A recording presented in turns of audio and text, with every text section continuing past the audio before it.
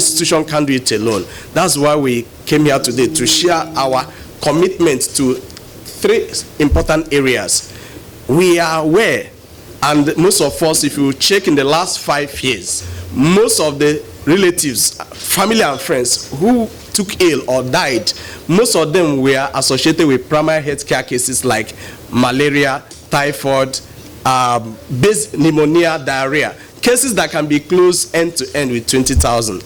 And there is no strong or functional platform that provides succor when this happens. We just wish, okay, it's not my portion, but people are dying. So what we have done in the last 4 years to 5 years is to provide succor to so many of these institutions, these patients in public hospitals. And that's part of the collaboration between Health Emergency Initiative and Sterling Bank. But also, more importantly, if you Google, I'm sure we all have smartphone here, if we check the biggest killer of young people, it will bring out a publication in 2018, December 13, by WHO, that road traffic accident is the biggest killer of young people. And young people dominate the population if you check the demography.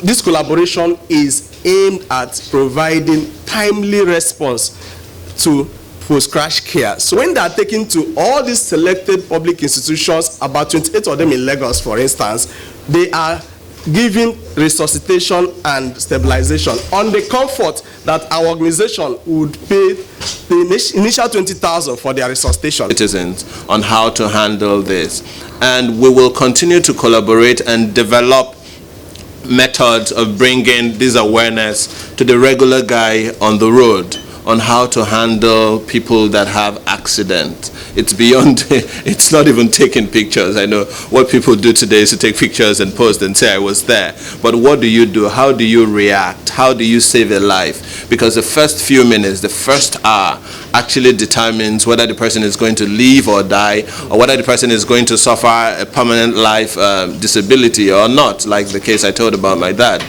And I think that's why we're working together. There is also this particular aspect to it where hospitals are a little bit, well, I say, scared of admitting people or resuscitating people or giving emergency care to people because they feel, how do we get paid for what we are using? How do we get paid for our time, our medicines?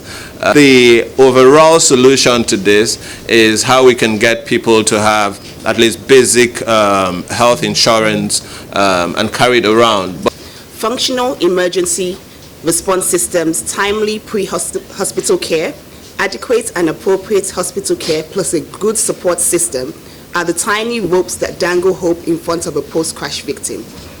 The Medical Intervention Trust Fund couldn't have come at a better time, considering the unfortunate losses we have had in the past few months. It is expected that this fund complements the efforts of the government in providing emergency care to accident victims.